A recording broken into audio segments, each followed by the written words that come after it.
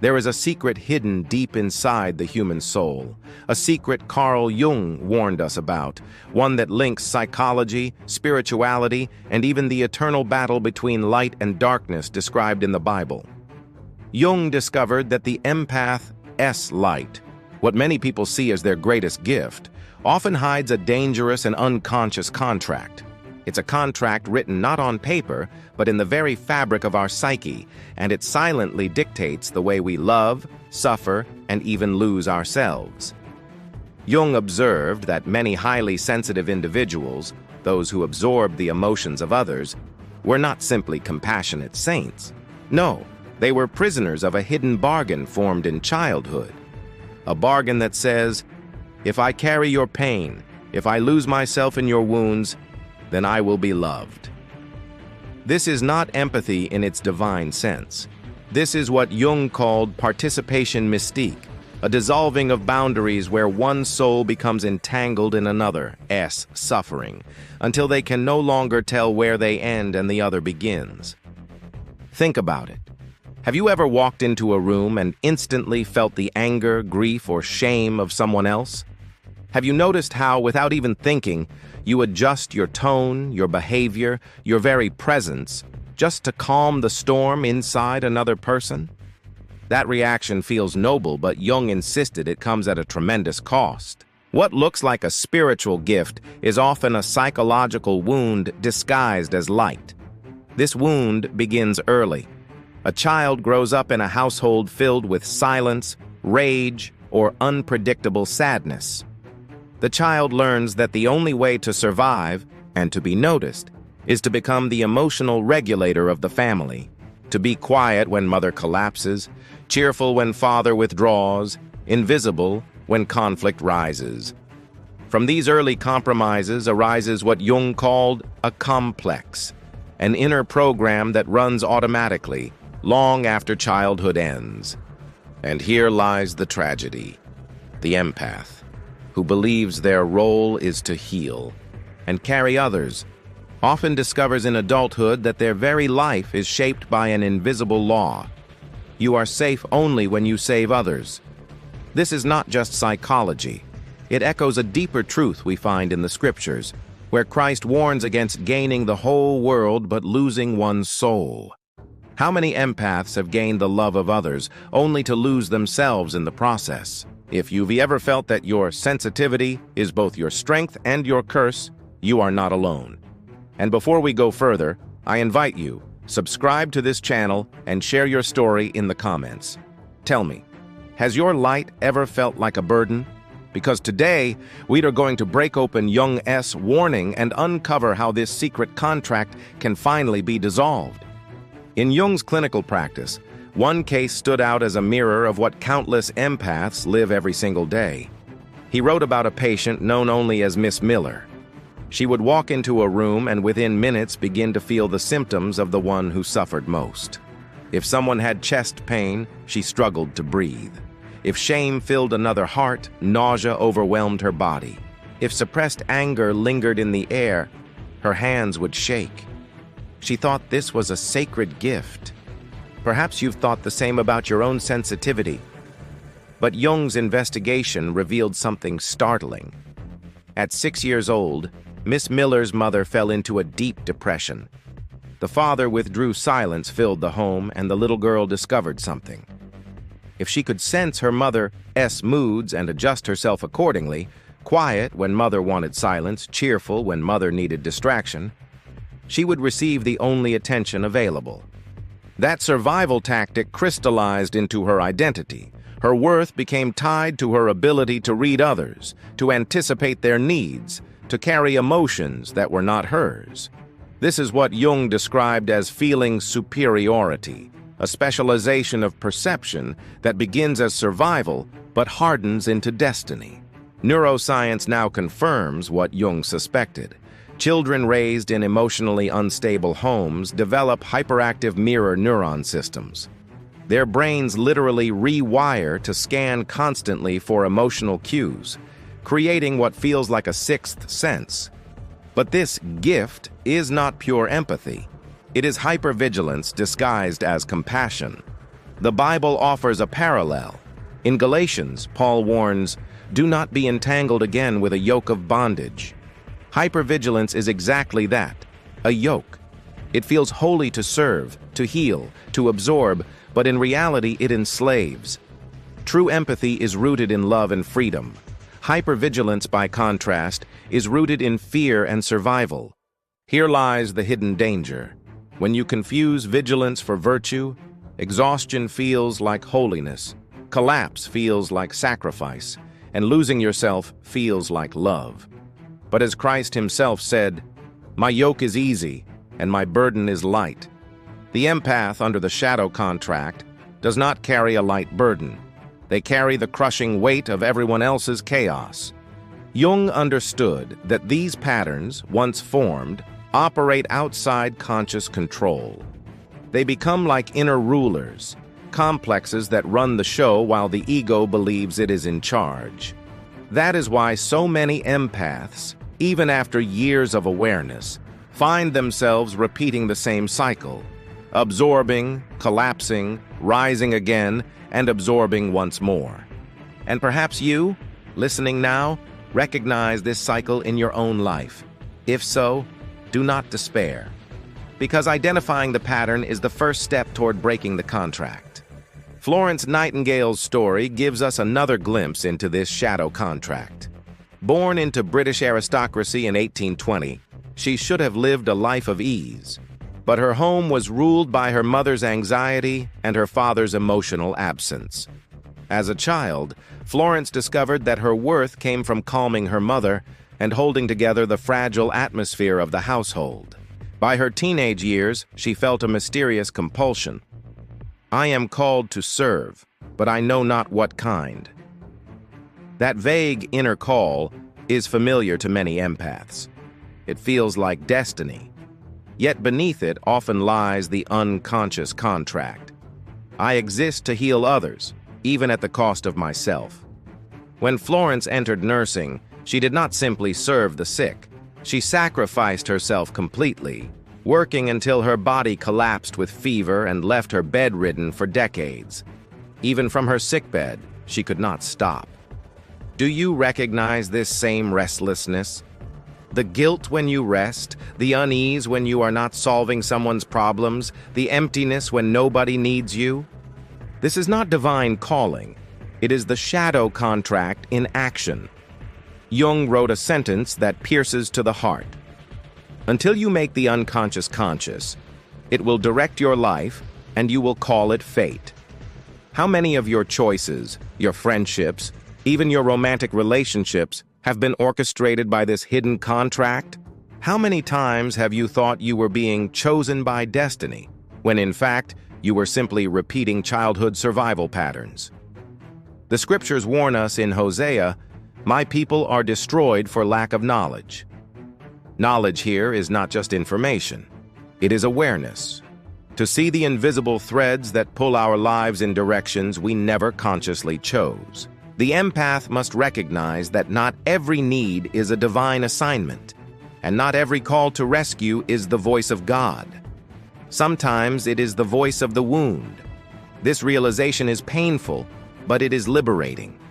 For only when you recognize the shadow contract can you begin to renegotiate it.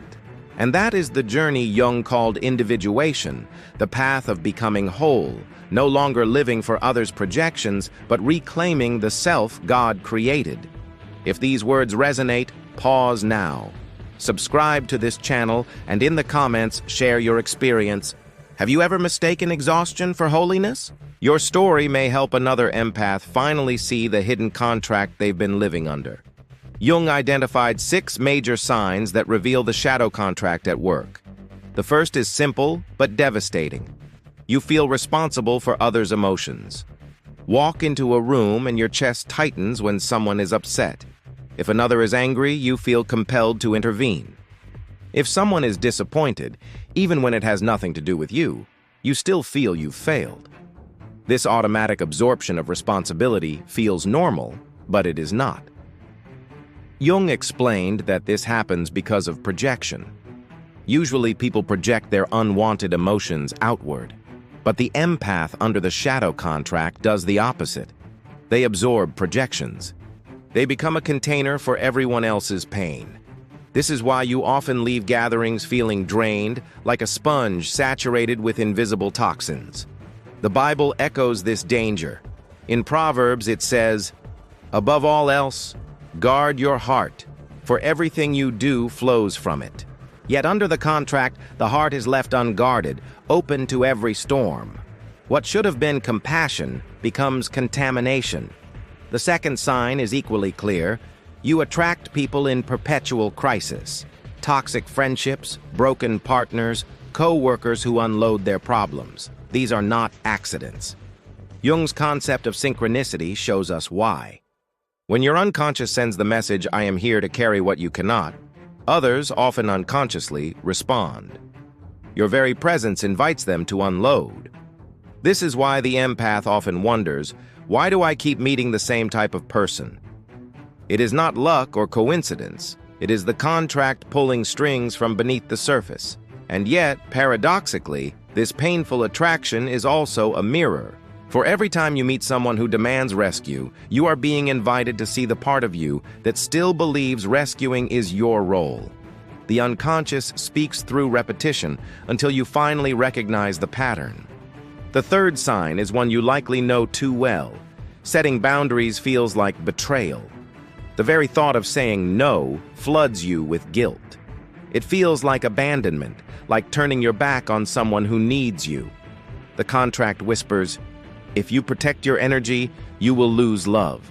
But Jung made a crucial distinction. He spoke of the ego ideal, the image of who you think you must be.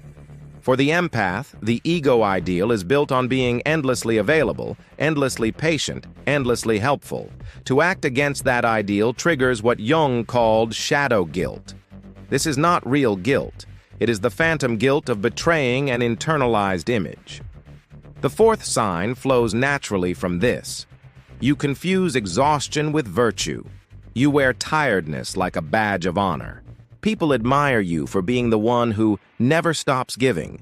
Yet Jung warned that ignoring the psyche's demands leads to breakdown.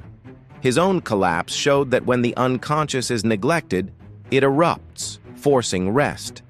The scriptures remind us in Matthew, "Come to me, all you who are weary and burdened, and I will give you rest." Rest is not laziness.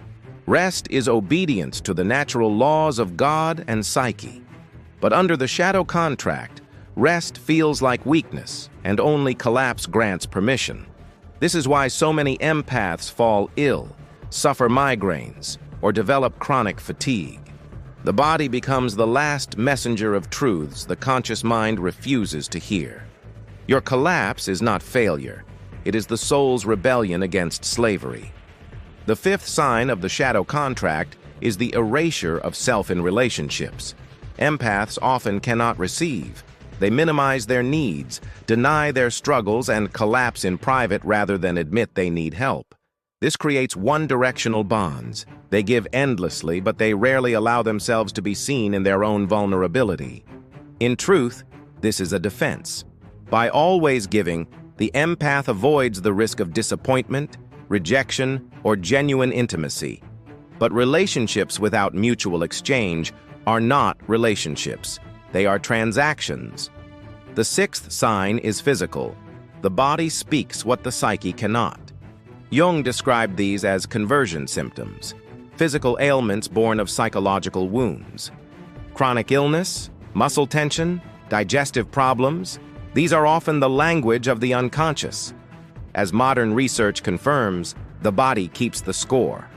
The Bible affirms this truth. In Proverbs it says, "A cheerful heart is good medicine, but a crushed spirit dries up the bones." The empath's crushed spirit manifests in the very body they inhabit. Healing begins when we listen not just to others' pain, but to our own body's plea. Stop carrying what is not yours. Recognizing these 6 signs is not the end. It is the beginning. Jung insisted that once the unconscious is seen, transformation becomes possible, but only if we are willing to face the shadow. Breaking the contract begins with shadow work. Jung defined the shadow as everything about ourselves that we disown: anger, selfishness, indifference, the power to say no. The empath was trained to exile these qualities, labeling them sins or flaws. But Jung insisted they are essential for wholeness. One of Jung's patients discovered her shadow in the form of a wolf. She expected savagery, but the wolf spoke. "I am the guardian you exiled. I protect your energy. Let me back in." For the empath, the shadow is not the enemy. It is the missing protector. This is echoed in Scripture. Even Christ overturned tables in righteous anger. Anger, in its pure form, is not evil. It is the fire that defends truth and boundaries. To deny it is to deny a piece of God's own image within us. Reclaiming the shadow means allowing yourself to feel anger, to embrace selfishness when it guards your health, to honor indifference when it frees you from false responsibility. Integration does not mean becoming cruel.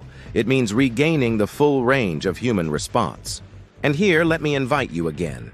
Subscribe to this channel and share in the comments. What part of your shadow are you most afraid of reclaiming? Remember, your voice may inspire others on their path to wholeness. The second step is reclaiming the self. Under the shadow contract, empaths live in what Jung called participation mystique, the unconscious merging of boundaries where self dissolves into other. To break free, you must learn to separate what is yours from what you absorb. Here's a practice. When you feel a strong emotion in someone's presence, pause and ask, "Is this mine or theirs? Did this emotion exist before I entered their presence? Does it vanish when I leave? If yes, then it was never yours to carry." This simple awareness is what Jung would call energetic hygiene. But reclaiming self goes further. It requires the death of the persona, the mask you wear to be loved. For the empath, this persona is the helper, the strong one, the healer. Removing the mask feels terrifying. Who am I if I am not needed? Yet the death of the persona is the birth of authenticity. Christ himself spoke of this when he said, "Whoever loses their life for my sake will find it." To lose the false self is to find the true self, the one created not for servitude, but for wholeness. The journey is painful. You may disappoint others, lose friendships, even face rejection. But every no to false identity is a yes to truth. The third step is establishing sacred boundaries. The shadow contract taught you that limits are selfish, that saying no is betrayal. But integration dissolves this lie. Boundaries are not barriers. They are the sacred lines that protect the soul's territory. Practical boundaries sound like this: "I'm not available for that. That doesn't work for me. I need to check with myself before committing." Notice these require no lengthy explanations. The shadow contract demands a defense for every no. But the integrated self owes no one an essay for choosing peace. Even Holocaust survivor and psychiatrist Viktor Frankl modeled this. After liberation, immense pressure fell on him to speak constantly, attend events, and serve others. Yet he established what he called sacred no's, refusing requests that drained his energy. This was not selfishness. It was survival that enabled decades of contribution. The paradox is this: the clearer your boundaries, the deeper your connections. People trust you more when your yes means yes, and your no means no. They feel your authenticity, not your performance. In Ephesians, we are reminded, "Speak the truth in love, and we will grow to become mature." Boundaries are truth spoken in love, to self and to others. What happens after the contract breaks? Jung called this individuation, the process of becoming whole. And the fruit of individuation is not isolation, but transformation. When the empath integrates shadow and reclaims self, relationships change. Instead of attracting perpetual crises, they magnetize reciprocity. Instead of scanning rooms for pain, they enter centered in their own presence. Instead of giving until collapse, they give wisely, from fullness without resentment. This shift is not merely psychological, it is archetypal. Jung believed that when one person breaks free from unconscious chains, they create a template of possibility for others. The Bible affirms this too. You are the light of the world. A city on a hill cannot be hidden. But this light is no longer sacrificial fire that consumes the empath. It is steady, sovereign, illuminating without destroying itself.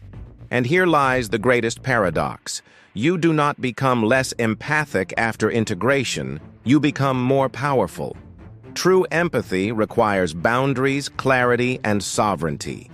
When you no longer absorb others' incapacity, you mirror their potential. You cease being a rescuer and become a guide. This is the transformation Jung envisioned. The empath no longer enslaved by the unconscious contract, but awakened as a sovereign light in a dark world. When the empath finally releases the shadow contract, a new horizon opens. Energy that was once wasted scanning for others' needs becomes available for creativity, vision, and true calling. Jung often spoke of each person's personal myth, a unique purpose written into the soul. Yet while trapped in the unconscious bargain, the empath cannot hear that inner voice. They are too busy living out other people's scripts. This explains the restless sense of "I was meant for more" that many empaths feel but cannot define. That ache is not fantasy. It is the voice of the self, the deeper center of the psyche, calling them home.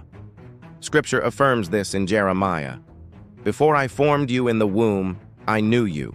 Before you were born, I set you apart. God has written a unique purpose into each life, but it cannot bloom while the soul is enslaved to false contracts. Integration restores sovereignty. The empath who once lost themselves in every room now enters spaces whole, able to connect without dissolving.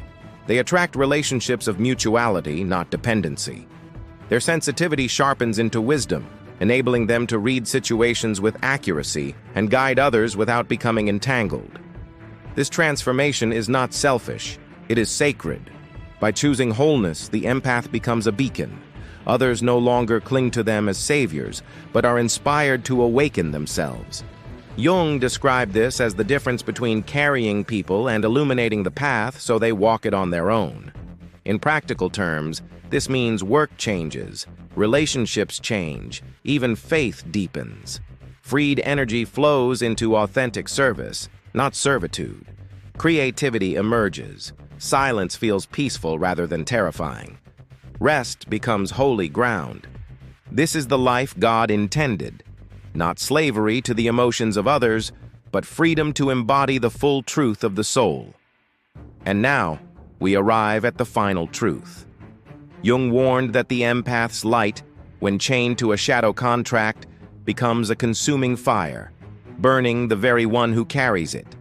But when consciousness breaks the contract, that same light transforms into a sovereign flame that illuminates others without destroying itself.